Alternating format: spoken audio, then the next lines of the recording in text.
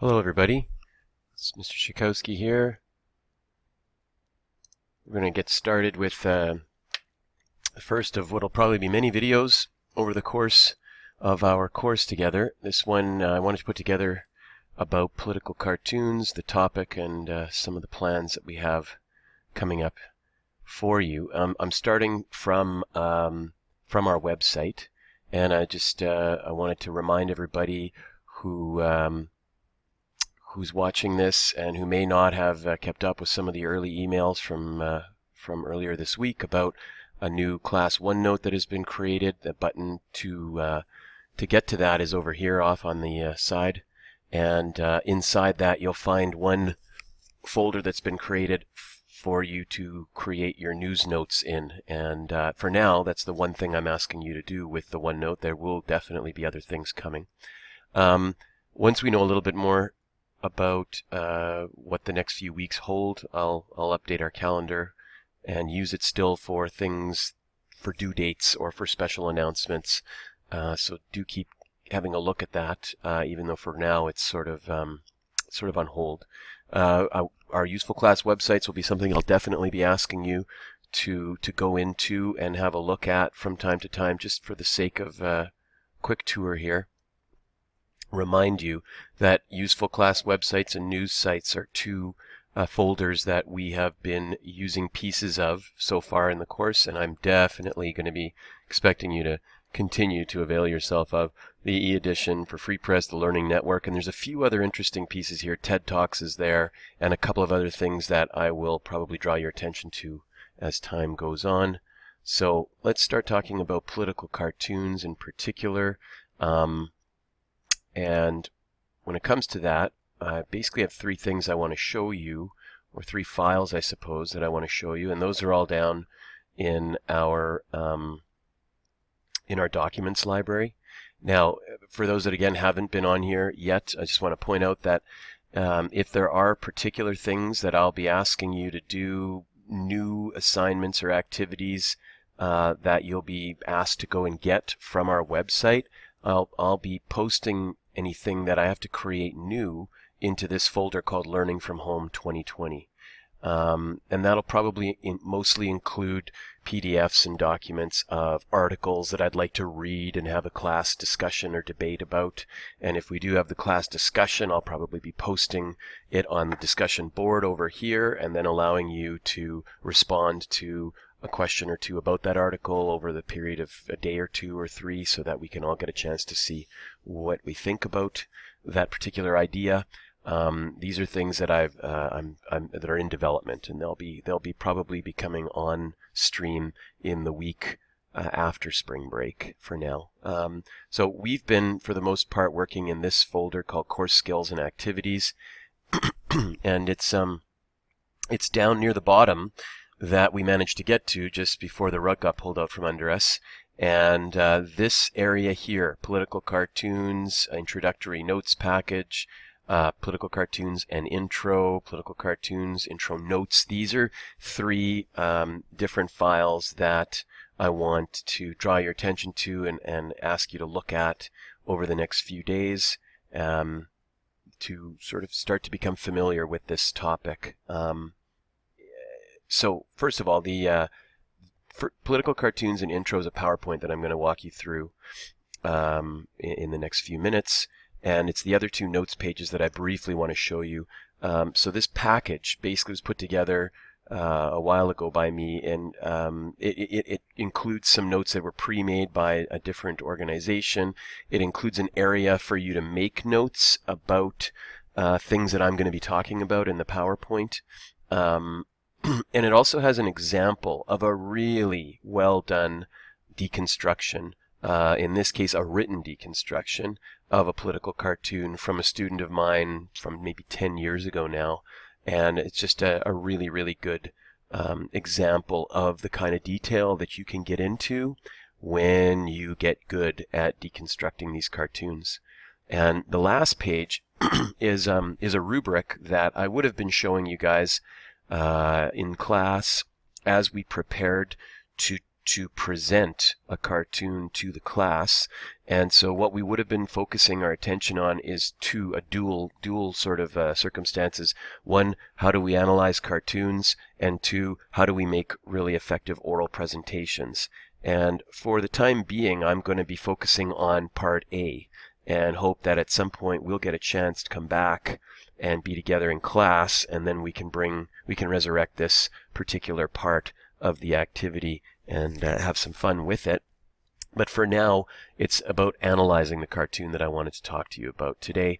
And I just want to point out that this is sort of the essence of what we're trying to get to, is your ability to do these 4 things with a cartoon. And in the short term, we're going to be asking you to do it in a written way. Later on, as I said, we'll figure out how to include the oral presentation component, depending on when school gets back in. Okay, so that's one document that I want you to be familiar with. The other one is basically a set of notes which are already embedded in the PowerPoint. And the wording should be pretty much the same. And I basically just wanted to have all the notes about our goals and the definitions of certain things and what decoding a political cartoon means, and what sorts of aspects go into a full deconstruction of a cartoon. All of these notes are sort of designed to be on one page all at once for you. What I want to do now is take you through the PowerPoint that splits these up into pieces and has some examples for you to think about and look at when as we go through some of these individual aspects of interpreting a cartoon. Okay, so now we'll get to the actual political cartoon. Let me just see, maybe I'm going to go to full screen mode here and hope that you can see enough of everything on the screen. So first of all, the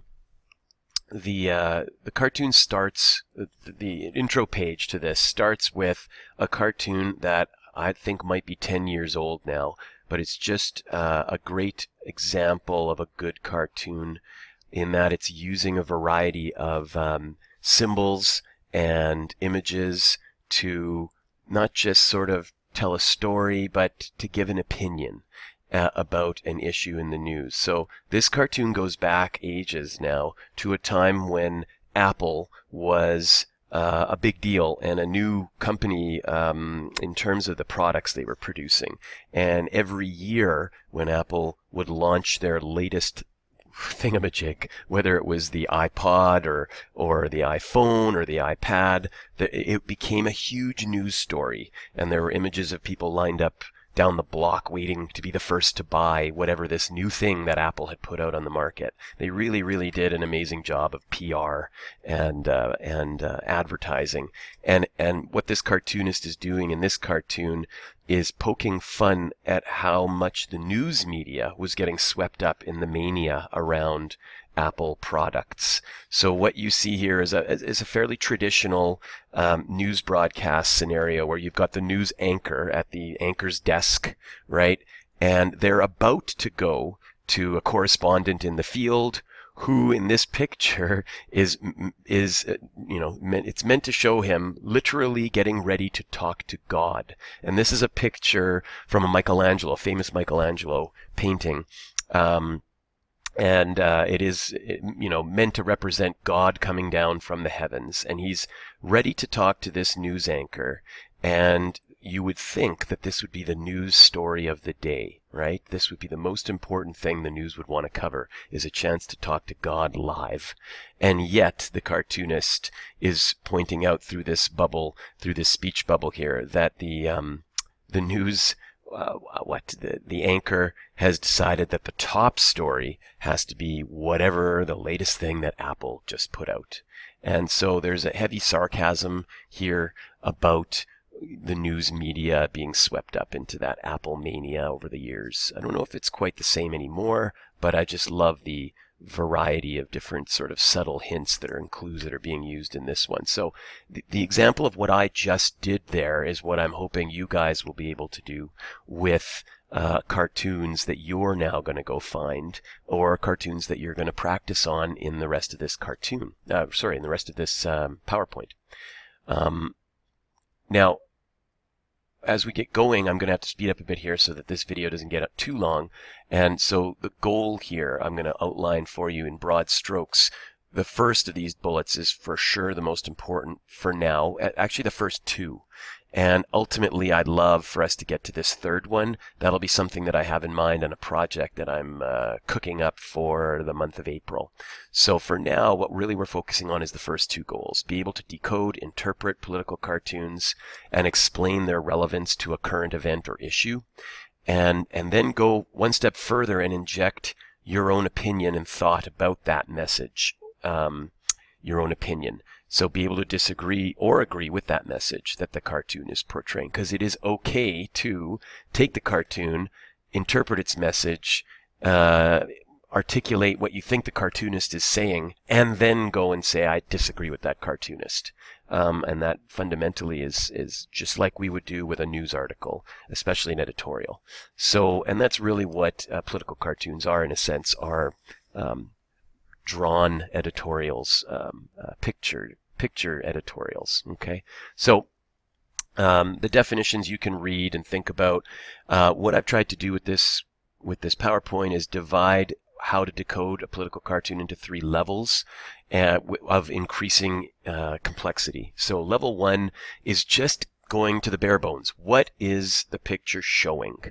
Are there familiar faces or people in this cartoon? And this is why I'm glad that we managed to sneak in the faces and issues in the news assignment that we did, because it's chock full of major world leaders and local leaders and politicians and newsmakers.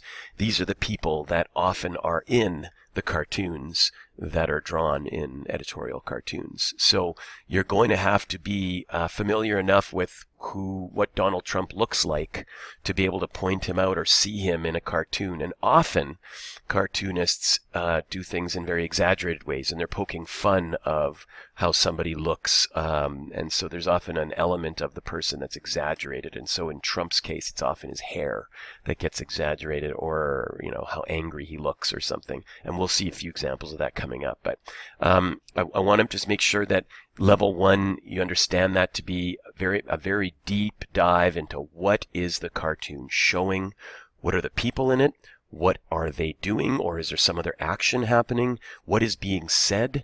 And if it's being said, it can be said out of the mouth of one of the characters in the cartoon, or it could be a caption, which is basically like a title, like this one, that the cartoonist is imposing on us to give us a clue or some context of what this cartoon is about. So this one goes back a while as well, this cartoon, but it has a good use of the caption here, Green Future.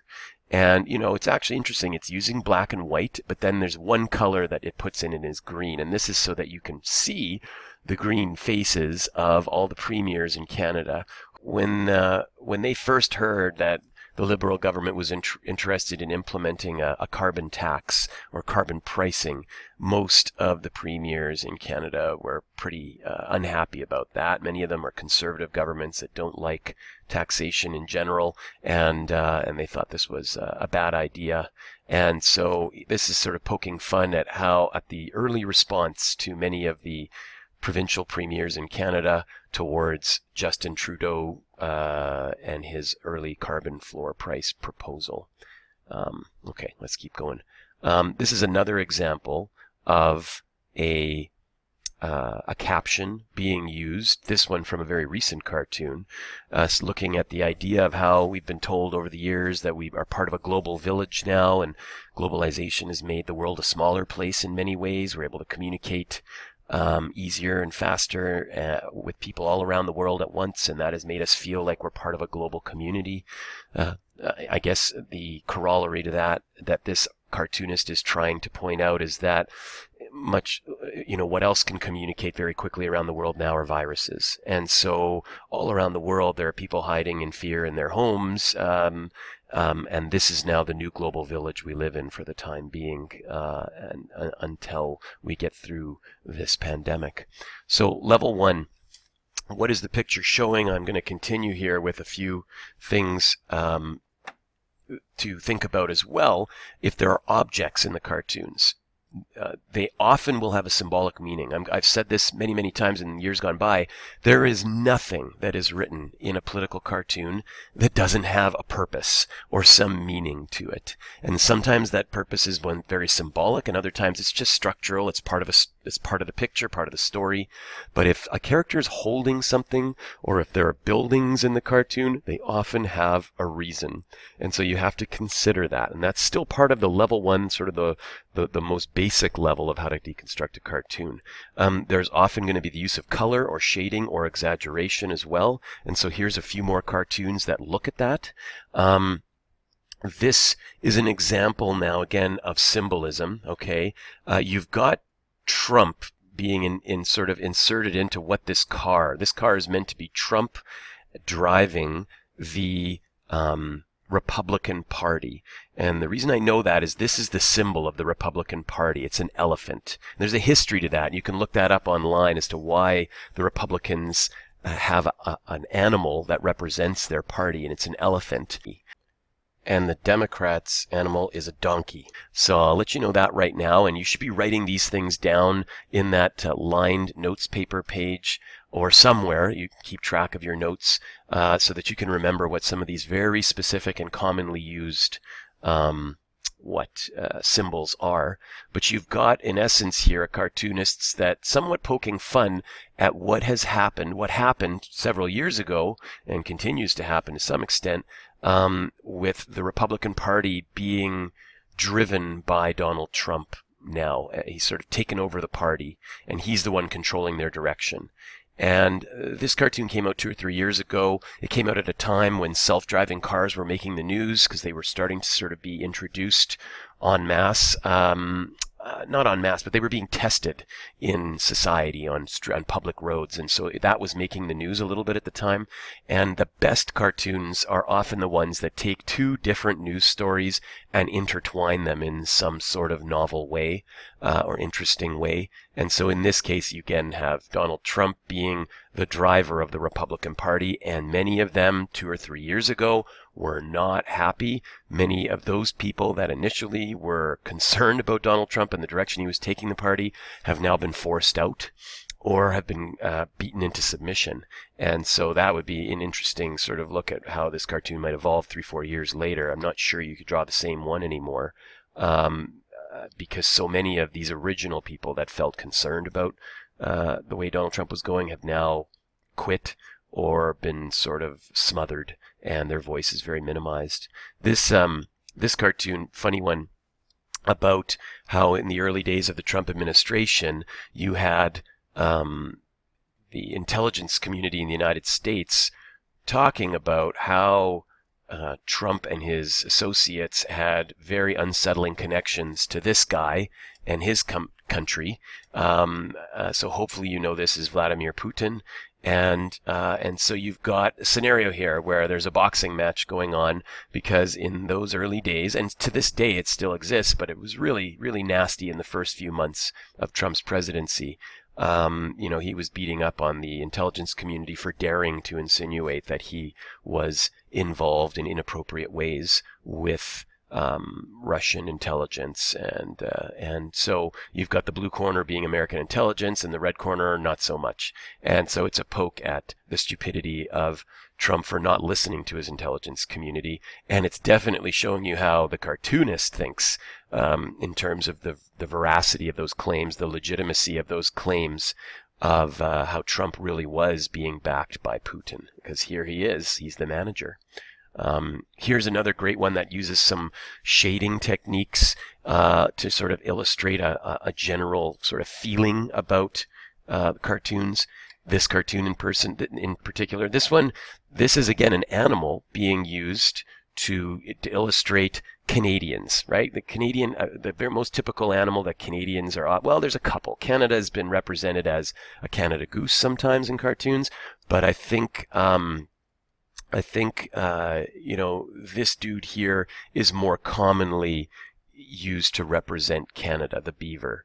And so you've got a scenario where the beaver, Canada, representing Canadians in general, right? He's hiding in his home, ridiculous amounts of security features. He's scared, the blinds are pulled, it's dark, he's got a can of mace, and yet it's bright and sunny outside. And you know that by the beam of sunlight coming through the little hatch as the paper is delivered. And here you see, the actual fact is that Canada's crime rate is at its lowest level since 1972. This cartoon goes back a number of years, but the fact is that our crime rates are very low on a nationwide basis. And so this cartoonist was poking fun at what I guess you could say he was saying was an unreasonable fear about crime in society.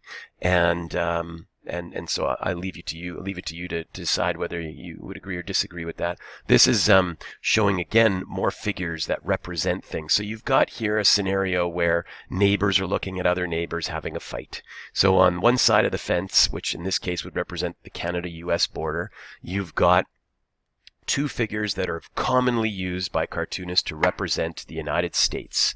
And so you've got Lady Liberty here, the Statue of Liberty, and what the heck's this guy's name? He was used to represent America during the early war times. He was a figure that was used to sort of represent Americans. And his name is eluding me at this point, but I'll remember it. It'll come back to me, or I'll email it out to you guys. But it's very commonly used to represent Americans in general. And again, you could kind of tell that by the striped pants and the stars and stripes and the way that he's dressed. This guy represents America, and they're kind of, he's leaning on his fence looking at Canadians fight. They're at it again, he says. And at this point in time, this cartoon was drawn many years ago now, represents a time when Canada and Quebec in particular were having a fight with some part of Canada or the rest of Canada over some aspect of their the way that they were running their province at the time. I don't remember the details. This cartoon could have been drawn a couple of years ago when Quebec was first implementing its most recent law. I forget the bill number, that is mandating, that people not wear religious symbols if they work in public service. And there was a lot of criticism that Quebec was being, anti-Muslim and anti-religious freedom by being so draconian in their law, and the rest of Canada was sort of upset about that. But in any case, again, Canada the Beaver, that Quebec is who's fighting because they're holding the Quebec flag. So you've got to look for these kinds of symbols to help you when you're deconstructing a cartoon. This one is lovely for its use of color, and more particularly its lack of color, which in this case, this cartoon was drawn in the fall, so it's representing the autumn leaves and the color that comes in autumn in many parts of Canada. And at the time, there was a leadership race for the Conservative Party. This was one set of leaders ago, right? So this is probably 3 or 4 years old now. And at the time, this cartoonist was making fun of the number of people that were vying for the leadership of the Canadian Conservative Party, that's the symbol right there, and how sort of lacking in personality they were, right? Lacking in color. They weren't colorful, engaging people. And so this was the cartoonist's criticism of their lack of charisma, let's say. Okay. Now we get to level 2 of interpreting a cartoon, and this is where we do a deeper dive on the symbolic message of something. Are there stereotypes being presented? Is there anything being left out? This is often one of the hardest things for a cartoon deconstructionist to be thinking about, and that is, what is being shown here, but what's been left out deliberately? And that's rare that a cartoonist will do that, but once in a while when they do it, it's quite powerful. So fundamentally, what you have to deconstruct here then, this is what is the message or the meaning behind the cartoon, and you're using the symbolicness of the different symbols that have been put together to summarize what is the author trying to say. And if there are emotions that the cartoonist is trying to bring out, whether they be anger or making fun of something or sadness, you want to start imputing motive here. What is the cartoonist trying to say? What is he trying to do? What's the message of the cartoon? And again, you're going to have to deconstruct the symbolism. So this is almost the mirror image of that previous cartoon we were looking at, where now it's Canadians that are sort of resting, relaxing, in this case putting on the noise-canceling headphones and chilling. And on the other side of the dotted line, there's Americans fighting over Trump, right? And you can tell that by this sort of crude drawing of Trump on the cartoon, on the headline of the newspaper, front page newspaper news, and you've got a big part of America fighting with another big part of America. This is a cartoon that's laden with tons of symbolism that I want to show you. It's a cartoon that goes back a long time, and it definitely points to a particular time in the Middle East, particularly in the relations between the Palestinians and Israelis. And it's the context of this cartoon was it happened at a time when Hamas, which is an organization, a Palestinian organization, was firing missiles from the Palestinian territories into Israel. And Israel very quickly lost its patience for this indiscriminate bombing of its cities, and it went into the Palestinian territories with its overwhelming military force, represented by this tank. And then here's the Israeli flag to demonstrate this is Israel. And they went in and they leveled parts of Palestinian territory cities in an attempt to, root out where these missiles were being launched from. And at the time, there was a hope that maybe there could be a peace or more peace between Israel and Hamas. And here's where the symbolism gets really crazy. This is a very common symbol, two very common symbols of peace in a cartoon. You've got a dove and you've got an olive branch. And in this case, we're being smacked over the head by the symbolism of peace here, because the dove is holding an olive branch in its mouth, and yet it's been shot down by a Hamas missile and then run over by an Israeli tank. So in this case, the cartoonist appears to be laying the blame on both sides for the loss of the peace process, or the loss of peace in the region. And you can sort of see the devastation that's been wrought in the background here by the Israeli tanks and the incursion that they went into the territories with their overwhelming military force. Again, provoked by Hamas to start, though. So the blame is to be laid on both sides equally, is what you would seem to be able to take from this cartoon. That would be something that people may argue differently at the time, depending on what your viewpoints were. This is a funny one. This is a cartoon that's meant to show, this was a relatively new holiday that was created in the month of, I think, January. It's January, February. It must be February. And it's in Ontario, and they call it Family Day in Ontario. In Manitoba, we've got Louis Riel Day in place of that. That's what we named our special day. And here's this guy, his father, we can assume, right? This is a typical family, and they are enjoying their family day, right?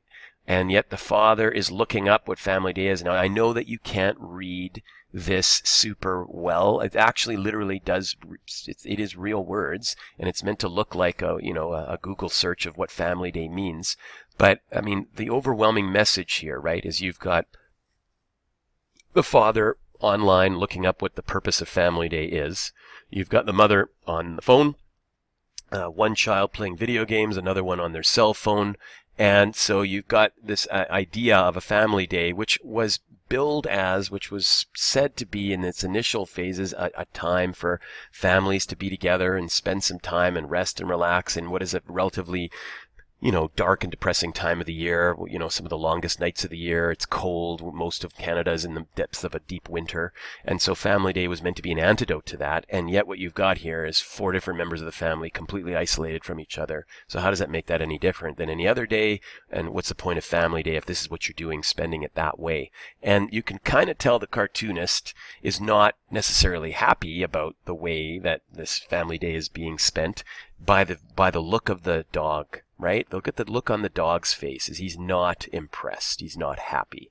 And so from that, you can infer that the cartoonist is kind of making fun at the way most families seem to be using Family Day.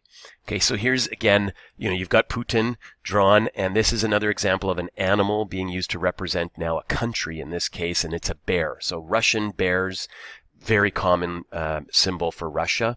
This is a recent political cartoon that I threw in because and this is again, here you've got some words. Again, not every cartoon has words, but this one does. So you've got Russia saying best friends and Putin finishing the comment forever, BFF, the second F forever.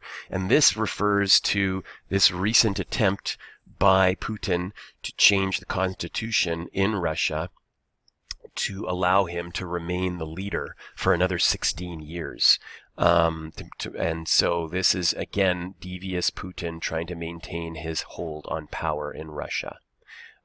This one I mentioned in class last week and tried to talk about it briefly with the students that were there. And it would take a little bit longer for me to get into the details here. We're already at 30 minutes in this video, so I'm going to be shutting it down soon. But here again, this is a recent political cartoon meant to show Trump having completely destroyed or stripped, in this case, quite literally, Lady Justice of most of her accoutrements, right? Most of the things that she's known to have and wear. So Lady Justice, if you put that into a Google search, you'll find out what Lady Justice, the symbolism behind Lady Justice. But in essence, she is meant to represent the justice system and the ability of the justice system to deliver just decisions around law. And so, she's always supposed to be blindfolded because she's not supposed to see who it is that's in front of her, who the law is being applied to. You're not supposed to have wealthy or famous people get away with things that regular people couldn't. So justice is blind is one of the sayings that we hear applied to that phrase, and this is part of what the blindfold's meant to represent. Lady Justice always holds a sword in one hand and a balance or scale in the other. And here you can see the scales of justice have been broken and shattered and pummeled here and destroyed. And that is meant to represent what Trump is doing to the justice system in the United States. He's definitely interested in using the sword still, which is meant to represent punishment. The scales of justice are meant to represent the weighing of evidence, okay? And so he's taken her robes and her sword, and sort of he's going to weigh justice, but really it looks weighted to one side only, and that would arguably be his side, right? It's poking fun at his long tie there. I don't know if that really means anything. But he's let her keep the blindfold because the argument here is that he wants to be able to use the justice system to help his friends. And this was the accusation that was being made a couple of weeks ago when he was talking about pardoning some people that have been put in prison for their connections to Russia and other illegal activities. He was never found guilty of some of these illegal activities around the last election, but something like 20 people around him were. And some of them were his friends and allies, and now he's talking about pardoning them or changing the length of their sentence. And so he's intervening in the justice system that is supposed to not be intervened in by politicians. The justice system is supposed to act on its own and use the principles of justice to decide what the proper punishment is. And now this cartoonist is insinuating that he is now changing the justice system to do what he wants. So this is a powerfully symbolic one. Another quick symbol one here, you've maybe heard the term like a bull in a china shop, right? And so this is meant to represent what Trump did when he first got into power. In the first year or two, he destroyed a lot of agreements around the world that had been previously made. And one of the ones that he saw really in his sights, which it shows him looking at here, was an Iran agreement that was meant to prevent Iran from developing nuclear weapons for at least 10 years. And he thought that agreement was too soft. And in the intervening time since this cartoon was made, he's torn up that agreement. And there are implications around that you can look into on your own. But this is just, again, a symbol of a bull in a china shop destroying things that were carefully crafted and made. And this was just around the time that people were wondering, is he going to back out of the Iran agreement? And as it turns out, he did. Okay, so level 3 I can't really get into with you right now. This is where you guys have to start turning your attention to how do you feel about the comments being made in this cartoon. Do you agree with the cartoonist's take on the issue? And it may be that what the issue is about isn't agree or disagree, but it might be that you have an opinion about the issue and or a prediction about how the issue will work out. So when you're dealing with your cartoons, when you're finding and looking at cartoons, you have to go beyond just deconstructing and move to that next level, which is what's your opinion of the issue. And that may take some research, some further reading, but sometimes, you already are aware of the issue and you have a bit of an opinion, and now the cartoon is just perfectly able to encapsulate what you believe or what you think that you don't believe. And so those are things that you can practice getting to that level of deconstruction. I've put here a bunch of different links that are all hopefully all still work, and they allow you to go to various other online sites, many of which are Canadian. The USA Today one, follow the instructions. They have lots of great cartoons there. They're mostly US centric, but really good use of symbolism and such. And then I sort of offer you the opportunity now to go through what's left of this PowerPoint as a way of practicing your skills. Most of these cartoons now that you'll see here are all within the last 3 months. Okay. Here's an example of making fun of the Democratic Party and how it was beating up itself, trying to figure out who was going to go up against Trump, and the trainer saying, hey, don't get too crazy beating each other up. Remember who you're supposed to be getting ready to fight in the coming fall election. Here's an example of our favorite climate activist, Greta, and a reference to a ruling that was made 2 or 3 months ago about a pipeline. So again, some of these you may have to go back and do a bit of research on the details, but there's a lot of juicy stuff going on here. This is a quick one. A lion is often used to represent Great Britain, so that's something you should know. This is a symbol of the European Union, which Great Britain recently separated from or is in the process of separating. Here's an example of what's going on with our airlines and transportation and travel industry because of the recent COVID outbreak. Same thing there. And this is actually, interestingly, we've got news in the last couple of days about the International Olympic Committee that have decided to postpone the Olympics. So no longer will they be called Tokyo Olympics 2020. More likely 2021 now is when they're talking about holding them. So again, and as we keep going down the list here, there's some stuff that's meant to poke fun at the COVID virus. This is interesting. A bear market and a bull market are two very commonly used. Again, these animals are meant to represent when the stock market is in decline and full of fear. And then a bull market is one that happens when stocks are rising and people have a lot of hope for the future, and people are making money in the markets. So, based on the headline in a newspaper is often the context that the cartoonist is offering you around what else is going on in the cartoon, right? So this is intertwining what's going on in the stock market with this new phrase that everybody's learned in the last 2 weeks, self-isolation. And, it's talking about what happened to the bull market now and the bears are out. And then there's a bunch more that are older, but quite good, funny stuff about gun control. This is another example of a typical American symbol, which is of the eagle, and the Canadian symbol of the loonie. And this was about what was going on in the early days of NAFTA negotiations, when the U.S. was making huge threats to Canada about shutting our borders and doing all kinds of nasty things with trade. So this is what the cartoonist drew to represent how Canada was getting kicked in the head in those early days. This is a great one about what, the cartoonist seems to think about the Trump administration, and this goes back a couple of years when he had spokespeople in front of the camera. I forget their names now, but they look somewhat like them, and the Trump administration, if it was that bad then, holy crap, what would they say about it now, right? And lots of detail in this, right? You've got, Ku Klux Klan hat here to represent, some of the darker connections that Trump support. Where it comes from is from sort of the white supremacist areas of American society. So there's a lot of stuff going on here, and some of it's pretty dark.